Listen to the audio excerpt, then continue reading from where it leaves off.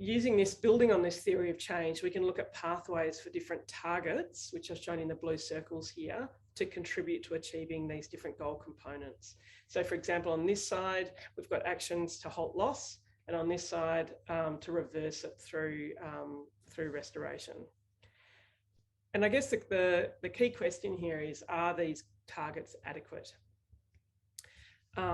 So if our goal or intended outcome is to halt degradation or to retain integrity, targets, the current wording of the targets, for example, is to halve pollution and to halve, or at least halve the spread and impact of invasive species.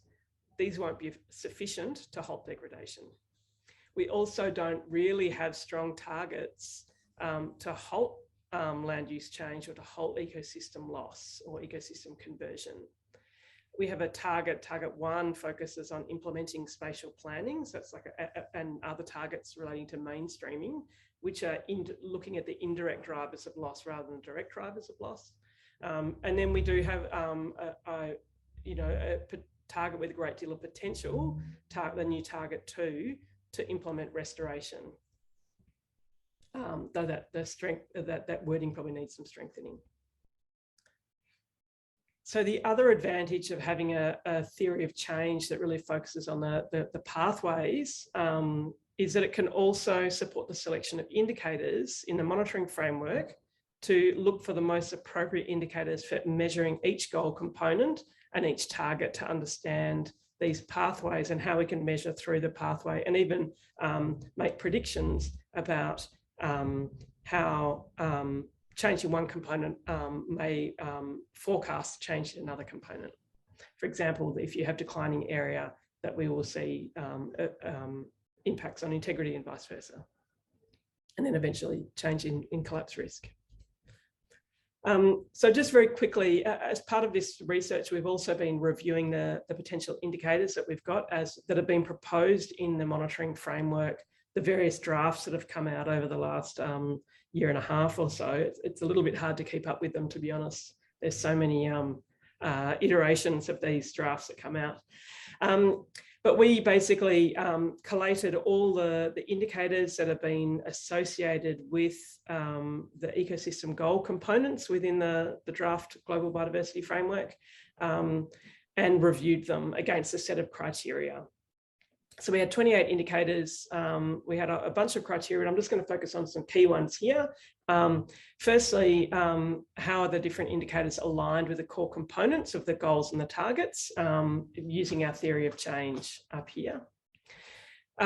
We asked whether specifically about the ecosystem relevance of these indicators. So can the indicators be linked with specific types of ecosystems, their defining characteristics, and therefore their pathway to collapse, like how close they are to collapse, for example, in a given place or ecosystem. And this is really important for understanding whether we're just having general biodiversity loss or those that are linked with specific ecosystems. We also asked if the indicator had been tested, so we can reliably interpret trends. And then we also examined the availability and accessibility of data, both spatially and temporally. Okay, so sorry for this big table. I'm just going to pull out some key findings in it. So down here in the first column, we've got the different indicators that we looked at, and across the top here are the different criteria. So the first set of take-home messages from this is asking, well, what are we measuring? What we found is that we only had one indicator of collapse risk. We don't have many indicators that allow us to judge whether the collapse risk is increasing or decreasing. We have a bias towards terrestrial indicators, and particularly forest indicators. We're really focused on forest ecosystems. We also have a bias towards indicators of integrity that focus on species composition and on drivers of loss. We don't have much on ecosystem function. And the second question is, how well are we measuring ecosystem change? So what we found, which I think is particularly of concern for our ability to measure progress towards an ecosystem goal, is that most of the indicators that have been linked with an ecosystem goal don't tell us much about what's happening to specific ecosystems. So they can't tell us about which ecosystems we're losing, what features of those that we're losing, and therefore how close they are to a tipping point or a point of no return. They're good at telling us something very general about whether biodiversity is getting better or worse, but it's very hard to link that to specific ecosystems, specific types of change that we're worried about, and therefore to specific policies that we should be implementing to try and mitigate those risks. We also found there were some trade-offs between data coverage and ecosystem relevance, where many of the indicators that had the greatest ecosystem relevance either are for specific ecosystem types, for example, coral reefs, or are not very available globally in terms of trends. And one of those is the indicators that come from the red list of ecosystems. And finally, we really have inadequate testing of these indicators in terms of their the impacts of data bias, their sensitivity to underlying change, and their on-ground accuracy. And this really limits our ability to interpret change in these indicators and relate that to meaningful change in ecosystems. So what does this mean for the Australian context? Well, I think in Australia, we have a fantastic opportunity to really focus on strengthening the ecosystem goal because we have world-leading expertise in ecosystems and biodiversity conservation in Australia. So a lot of the big knowledge products or standards that are coming globally available on ecosystems are coming from Australia. So we have a lot of great knowledge. We're also in a unique place. Our country has unique ecosystems and species that are found nowhere else.